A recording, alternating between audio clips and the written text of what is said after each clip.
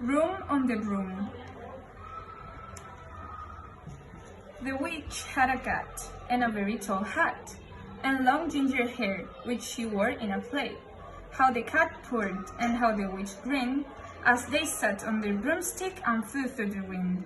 But how the witch wailed, and how the cat spat, when the wind blew so wildly, it blew off the hat. "Down!" cried the witch, and they flew to the ground. They searched for the hat, but no hat could be found. Then out of the bushes on thundering pouts, there bounded a dog with the hat in his jaws. He dropped it politely, then eagerly says, as the witch pulled the hat firmly down on her head, "I'm a dog, as keen as can be. Is there a room on the broom for a dog like me?" "Yes," cried the witch, and the dog clambered on.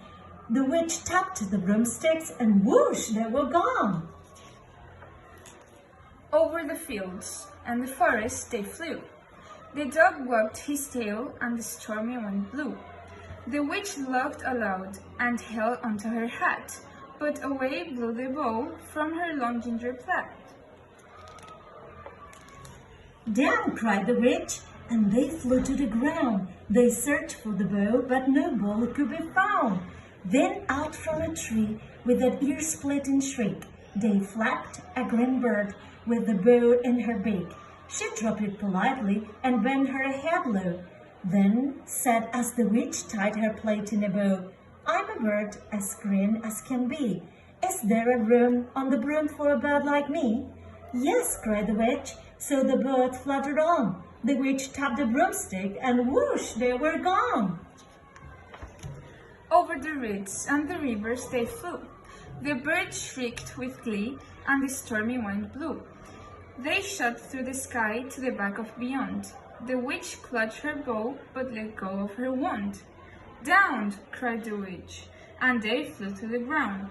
They searched for the wand, but no one could be found. Then, all of a sudden, from out of a pond, leapt a dripping wet frog with a dripping wet wand. He dropped it politely, then said with a croak, as the witch dried the wind on a flack of her cloak, "I'm a frog as clean as can be. Is there a room on the broom for a frog like me?"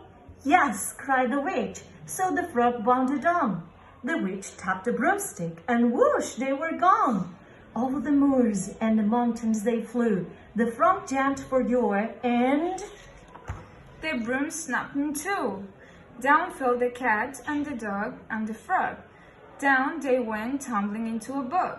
The witch's half broomstick flew into a cloud, and the witch heard a roar that was scary and loud. "I'm a dragon as mean as can be, and I'm planning to have a witch and chips for my tea." "No!" cried the witch, flying higher and higher. The dragon flew after her, breathing out fire. "Help!" cried the witch, flying down to the ground. She looked all around, but no help could be found. The dragon drew nearer and, licking his lip, said, "Maybe this one I'll have witch without chicks." But just as he planned to begin of his feast, from out of a ditch rose a horrible beast. It was tall, dark and sticky, and feathered on forehead. It has 4 frightful heads. It has wings like a bird, and its terrible voice, when it started to speak, was a jolt and a growl, and a croak and a shriek. It dripped and it squelched as it strode from the ditch, and it says to the dragon, "Buzz off, that's my witch." The dragon drew back and he started to shake. "I'm sorry," he spluttered. "I made a mistake. It's nice to have met you, but now I must fly." And he spread out his wing and was off through the sky. Then down flew the bird, and down jumped the frog, and down climbed the head. And "Phoo!" said the dog.